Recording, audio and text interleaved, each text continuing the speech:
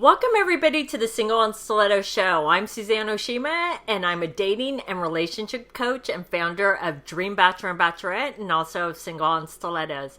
Today we have on our show Iris Benrubi, and she's a relationship coach, and today we're talking about, can I change a man? Because I hear women say this all the time, either a man they're dating or in a relationship with or even married to, that they want to change him so that he's quote unquote perfect. But before we jump into it, Iris, I would love for you to tell the audience a little bit about you and how you became a relationship coach. All right. So I got divorced many years ago. And what I noticed is when I got divorced is I really shut down. I pulled myself back. I was really afraid of getting hurt again and having my heart broken again. And I really had to learn the steps on what it took to get out of my comfort zone and when to do it and how to do it in a way that kept me safe. And then I realized, this is what I want to do for women. And so with my background as both a psychotherapist and a coach, I help women overcome those fears and learn how to take those steps gradually while keeping themselves safe and creating a dream relationship. Aw, that's so awesome. And I could tell you're passionate about it, really helping women with this. So that's great. So, Iris, I know you and I have been doing this a long time. Have you heard this before where a woman says, how can I change him? Absolutely. Whether it's in my coaching or when I have couples come in for counseling, they all come in to change each other. So women especially think they can change their man. And the first thing I'm going to say is that you're not his mommy. You don't get to shape him, right? You don't have a say as to whether he measures up or not. And so, if you don't want to be in a relationship with a man where you're the mommy and he's the child, you have to accept him the way he is. And the biggest mistake, or probably one of the top two mistakes women do, is they fall in love with his potential. And tell the ladies, because I hear this a lot, tell them why that's a mistake, because they think, oh, he could be this. I know this is a big conversation. If only he would fill in the blank, we would have such a great relationship. But guess what? He's not. Right? And if you brought it up once and he's not changing, like sometimes it might be something that he's not aware of and you can bring it up very gently.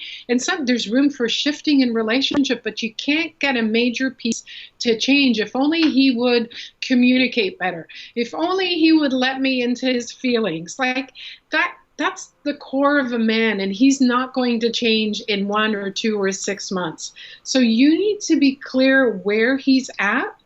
And if that's where he's at, you need to accept him where he's at, because any change, and this is kind of like the second piece, any change he's going to make for you is not going to be sustainable because he's not doing it for him. Have you ever tried to, let's say, get fit or go on a diet for somebody else? It doesn't last that long because the motivation isn't in there. It's not from you yourself. So if a man talks to you about him wanting to change something about himself, great. But I'm going to go back to you're not the mommy. You want a relationship of equals rather than a parent and child relationship. So you need to accept him where he's at, or you ask him for what you need and you notice his response, and then you move forward if he can't be what you need. But you need to be clear on what you need. So what if it's something that's so trivial because, there's certain things that are really important that you want him to change. And I get it, he needs to make those decisions on his own to change. But because one of the things that I hear women say that they want to change about their man, and I actually think it's completely ridiculous, but it's about how they dress. And I'm like, you know what? At the end of the day, while it would be nice, it's like, I would rather have a man that treats me really well and takes care of me than how he dresses, something so superficial, right? Yeah, and you need to be clear. If you're a woman that likes the status thing, then don't go out with a guy who dresses not really nice. But at the same time, you have to decide, just like you said, Suzanne, what are you looking for? Are you looking for the external? Or are you looking for the internal, a guy that loves you, that accepts you the way you are, which is exactly what we're talking about. You're not accepting him the way he is. If you want to be accepted for the way you are, you've got to accept him the way he is.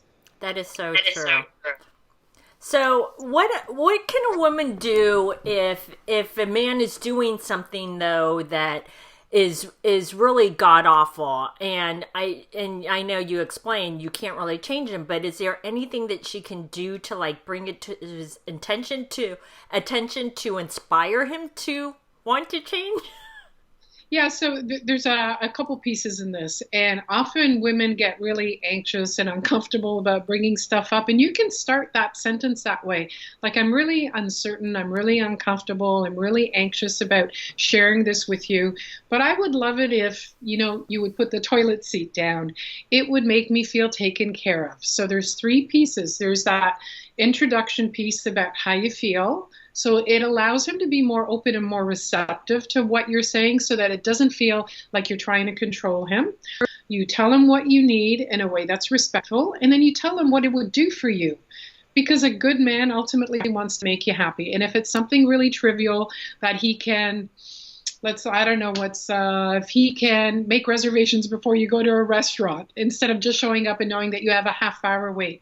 If you can just let him know that I would love if you do that because it would make me feel taken care of. You get to see if the man's willing to step into that or not, and it's all information for you while you're dating. Can the man take care of you in the way that you would like?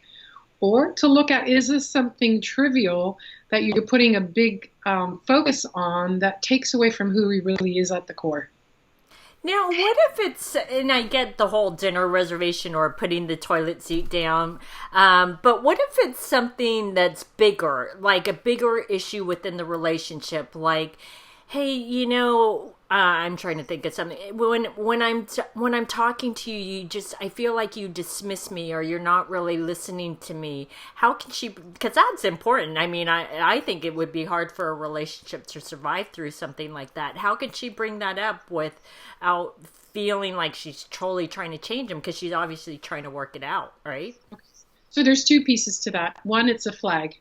If you're feeling dismissed or you're not feeling heard, is this man capable of it? And you're not going to be able to change it.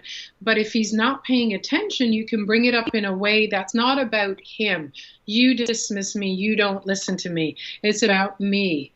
I really need, when I share this with you, that you pay attention to me because it'll make me feel like I'm important, like I feel safe with you.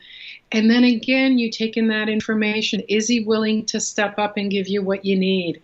It may be outside of his capability.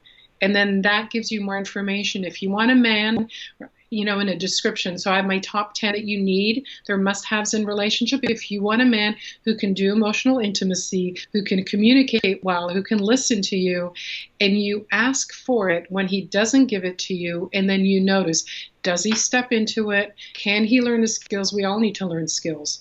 Or maybe he can't. Maybe it's not sustainable.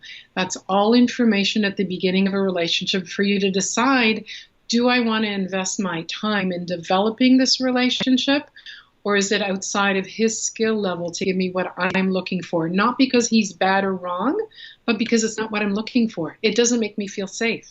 Right. Now, that's a really good point. And so at what point, my last question is, at what point is it time for a woman to realize that, you know what, he's not capable of it, and when is it time to walk away? I mean, how long, is there a time frame that a woman should give a man to step into it?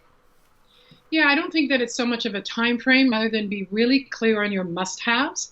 And when you go into a relationship and you see that something doesn't fit into that must-have, you ask for it and then you take in the information. Is he able to step into it?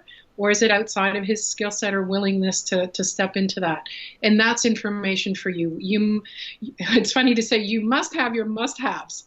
So your must-haves are non-negotiable, right? So if a man can't give you one of your must-haves, if you want to have kids, if you don't want kids, if you want to go on, 2 trips a year to the Orient or to the islands, you just, that's a little bit kind of a silly example.